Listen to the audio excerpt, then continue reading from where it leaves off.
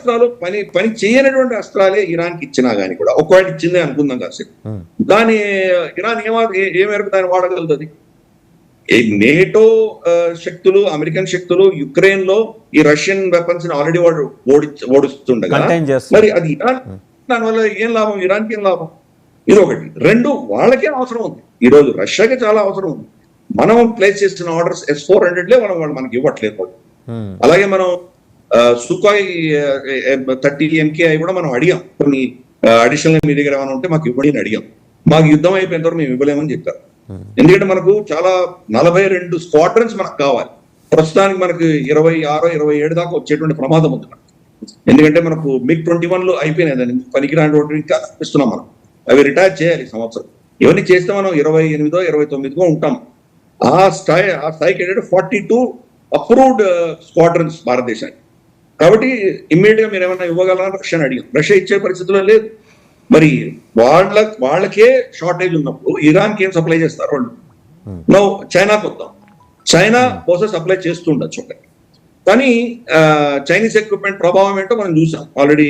భారతదేశం ఆల్రెడీ పాకిస్తాన్ లో కరెక్ట్ అది ఆల్రెడీ చూపించాం. కాబట్టి చైనీస్ టెక్నాలజీకి భయపడేటువంటిది బెస్ట్ అయితే భయపడదు, ఎస్పెషల్లీ ఇజ్రాయెల్ అంతకంటే భయపడదు, అది పట్టించుకోరు. కాబట్టి వీళ్ళ టెక్నాలజీ ఉన్నా ఒకటే లేకపోయినా ఒకటే, పెద్ద దానివల్ల నష్టం ఏం లేదు. చైనా సప్లై చేసినా కానీ కూడా చైనా ఏంటంటే అక్కడ స్ట్రాటజీగా ఏదో వాళ్ళ ఫుట్రోడ్ పెట్టుకోవడానికి ప్రయత్నం చేస్తున్నారు. అల్టిమేట్ గా ఇప్పుడు ఆ రెజీమ్ కనుక ఒక ఏదో ఒప్పందంలో దిగి వాళ్ళు కనుక ఒక ఏదైనా డీల్ లాంటిది ఏమైనా చేయగలిగితే అప్పుడు ఇంకా చైనా యొక్క ప్రభావం అంటే లిటరల్గా ఏమి లేనట్లే అర్థం. లాంగ్ టర్మ్ లో వాళ్ళు చైనా ఏమైనా చేయొచ్చు. బ్యాక్ ఎండ్ లో వాళ్ళు బహుశా ఈ టెర్రరిస్ట్ ఆర్గనైజేషన్స్ అన్ని ఫండింగ్ ఇవ్వడం, సౌదీలోను UAEలోను ఏదో అల్లర్లు మొదలు పెట్టించడం, ఇటువంటి వాటికి చేయడానికి ఇరాన్కి ఏమైనా సమర్థన బ్యాక్ ఎండ్ నుంచి ఇస్తారేమో మనకు తెలియదు. కానీ ప్రత్యక్షంగా అయితే మాత్రం చైనా పెద్దగా సాయం చేసేటువంటి కెపాసిటీ చైనాకు కూడా లేదు, వాళ్ళకంత టెక్నాలజీ కూడా లేదు. కాబట్టి నేను ఇరాన్కి పెద్ద సహాయం వస్తుంది నేనైతే అనుకోవట్లేదు.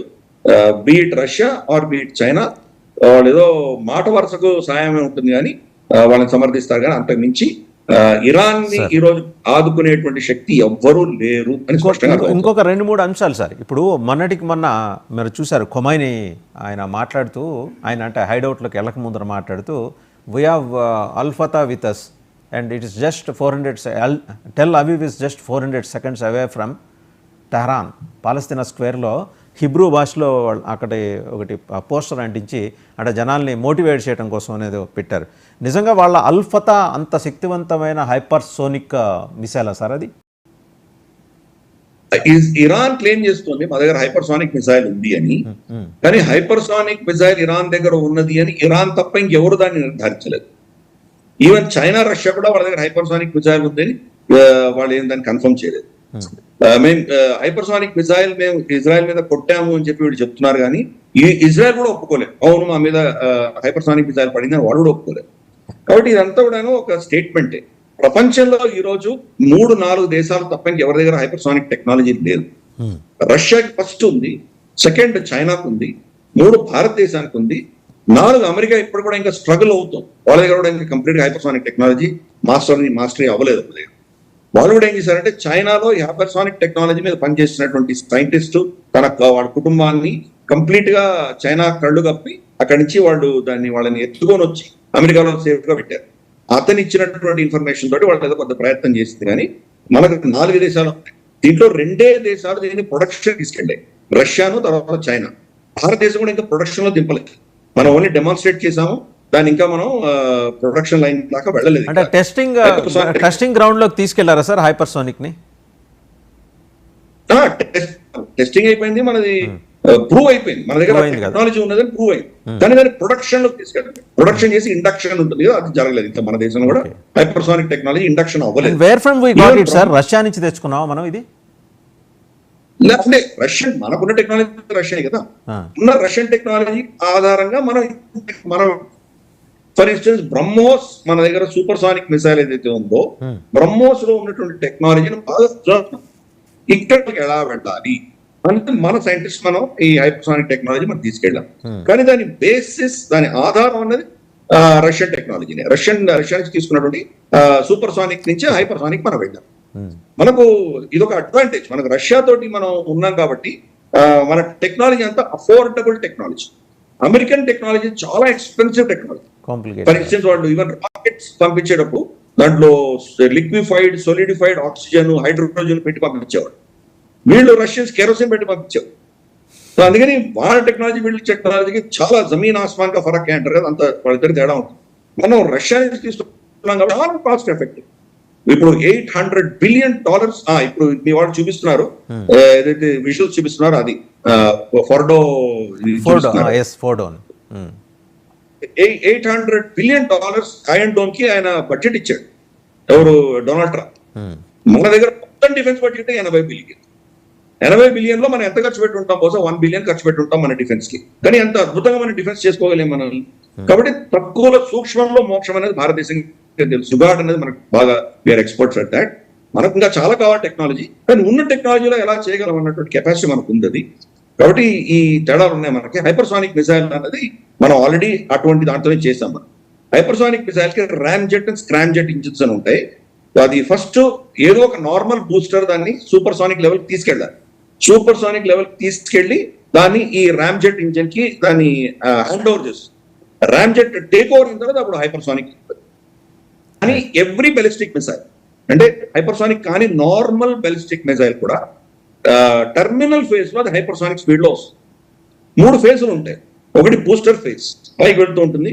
ఒకటి స్టెబిలైజేషన్ ఫేజ్, సెకండ్ మనకు టర్మినల్ ఫేజ్. 3 ఫేజ్లు ఉంటాయి. దీంట్లో 2 టైప్స్ ఆఫ్ బ్యాలిస్టిక్ మిసైల్స్ ఉన్నాయి. ఒకటి మన అట్మాస్ఫియర్ లోనే వెళ్ళి కిందికి వచ్చేటువంటిది ఒకటి, ఇంకోటి 2 స్పేస్ లో వెళ్ళి స్పేస్ నుంచి వచ్చేది.